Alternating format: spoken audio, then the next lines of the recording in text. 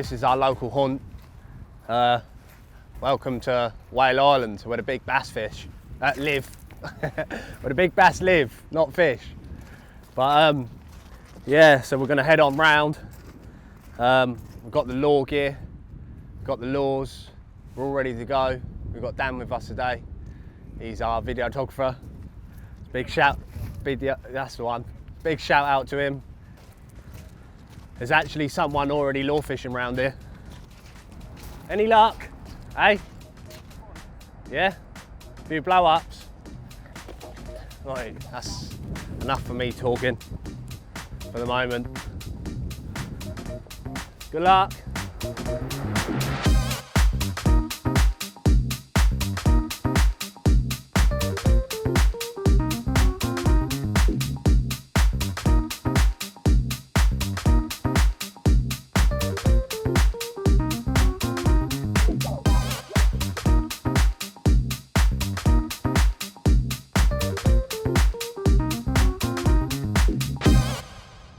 Got another scenic view here.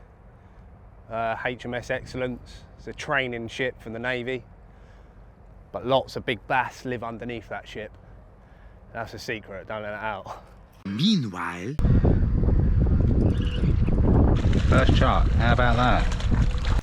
Lure fishing, it's nice when it's flat like this. Like I say, you can see water's like a mirror, and you can see kind of the fish breaking the surface. Get him off, get another one in. So this is Bass Alley. This is a sacred spot of ours. So as you can see here, this is the cockleshell bank that runs out into the middle of the harbour. This is what we're going to be fishing from. All right, so just going to set up my rod, fishing with a Vanquish 3000 size reel and a Tenry limited black edition rod, rated 5 to 25 grams. This is my baby. On here I've got some Born Rush PE braid, 18 pound 1 mil with a 16 pound fluorocarbon leader. I'm just going to rig it up, put my line through my guides. We're going to attach a mini link, a lure clip, and then I'm going to put a lure on the end of that of my choice. I think we're going to go for a Topwater lure. So in here is my lure box, all my favourite lures. So this is just some soft plastics that I use. Some metals in there as well, and these are some like hard plastic lures on this side. So just tie all my gear on with a tucked blood knot, where you do 6 turns around your line.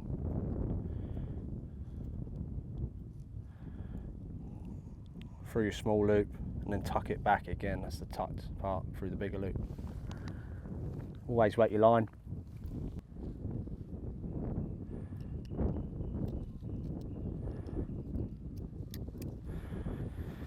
And I'm going for Patchinko 2. It's the biggest of all the Patchinkos. This is in the ghost colour.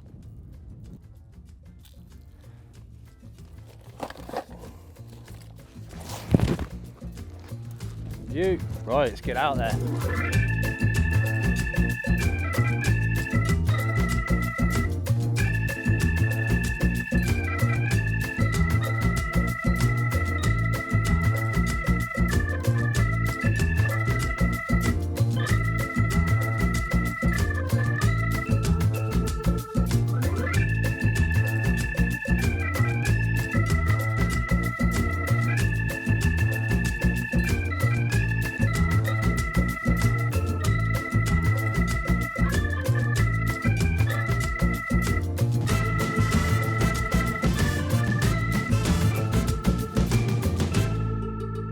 There's other methods of working your lure as well. I mean, you've got to switch it up. So, like where I'm bringing it down low there, it's not kind of got its head high, and it's kind of just swooping a bit. The lure's like not as erratic. But if I want to kind of make a disturbance, I can kind of like big pops. So when I'm actually working it back through the wall like that, you might see a swirl come up behind it and try and attack it, and then if it don't grab the lure, you'll see it happen again. Sometimes it might just jump straight out of the water and kind of have the lure straight away. I'm gonna walk round to here.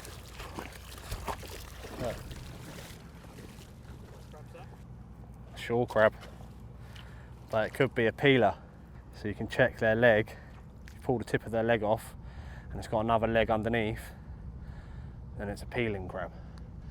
Which they're like a snake, so they shed. That's how they grow.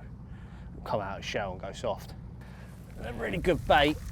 Look at the size of that thing. There's another one. These are big male crabs. Is that a male? Yeah, it's a male, big red male crab. But they won't be peeling.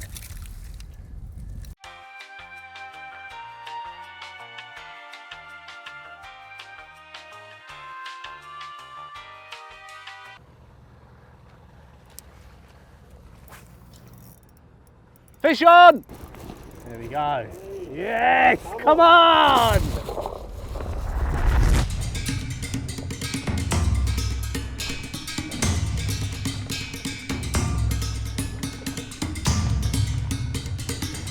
This lure here, oh no, should I put this on?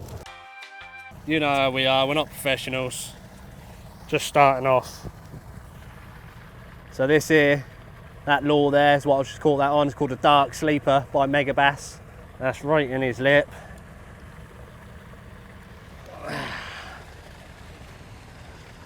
And there we have a bass. Let's return him. We'll watch him swim off in this nice bit of flowing water here, I think.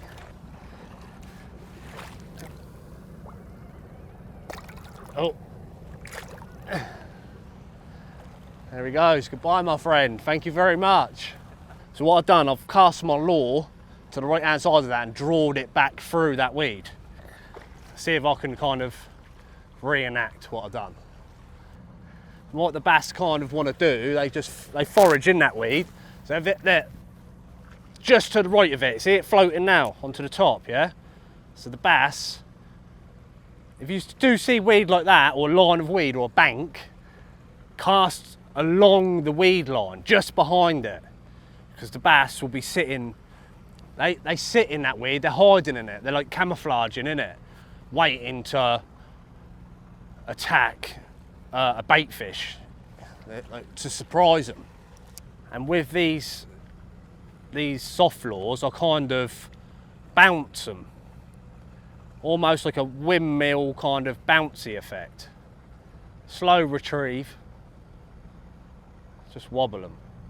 Well, that was a baby, about a pound and a half. A big fish will run me around this whole bay, and I wouldn't have been able to do what I've done with that one to it. I couldn't just hold it there. It would be, my rod's too light for that. Ideally, the more fun you can have out of the fish, the better. So the lighter you can go, the more fun you're going to have. You use your drag on the reel to control the fish. So if the fish wants to run, the drag on the reel lets the line out. So the fish pulls and the line comes out. That's how you got to tire the fish until it hasn't got that capability of snapping your line or whatnot. So this lure, like, I've just had another hit and it's dropped it. I think it's because this hook in here is hidden. So inside of this lure, there's a flap like that where the hook is. And what that does is makes it weedless so that it doesn't catch the weed. But you've got to set the hook pretty well in the fish. The new design of lures, a lot of companies have gone on to like a weedless type hook design, which the hook is actually embedded inside the lure. Because the lure's a soft body, if you do get a good bite on it, it kind of pushes the plastic down and catches the hook. but it's not a fully exposed hook. So there's another kind of movement happening where people are swapping treble hooks for single hooks, and it's more conservative for the fish because it does less damage to the fish. You've only got one hook in the fish, but you've also got a chance of losing that fish. You haven't got 3 hooks in its gob, you've only got 1.